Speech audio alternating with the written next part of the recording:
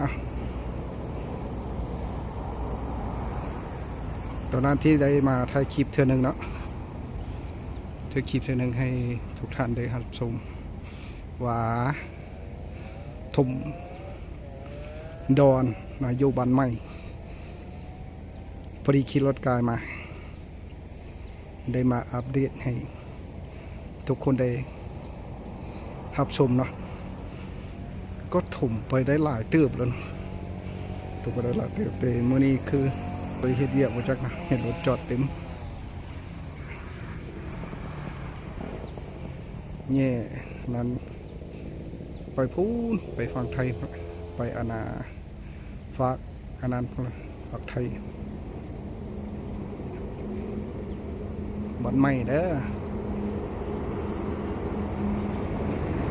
เป็นจะได้กับ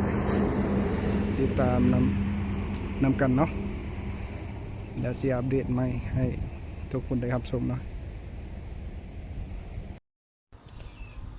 เมื่อกี้ทายอยู่พักทึ่งนะตอนนี้ลงมาทายอยู่พักลงนี่ที่เขาชมอันดอนด้วนบ้านใหม่เขาจะมีเพลงเป็นรีสอร์ทมาเล่นเป็นอย่างใดอย่างหนึ่งแต่ว่าตอนนี้ยังไม่รู้ว่าเขาจะเห็นอย่างนี้เพราะการทุบในส่วนหัวดอนมีเครื่องที่นะฝากติดตามด้วยว่าเขาชื่อใหญ่เพื่อนอันนี้ภาพรวมของดอนบ้านไม้ที่เขาทุบดูโซนเทิงดินอันนี้ดอนไอ้เบิ่งลงมาลุงพี่มันก็กว้างเติบเกือบว่าสามหมู่บ้านหนึ่งก็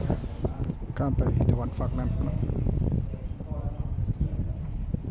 ทุ่มเพื่อทางเติงโค้งไป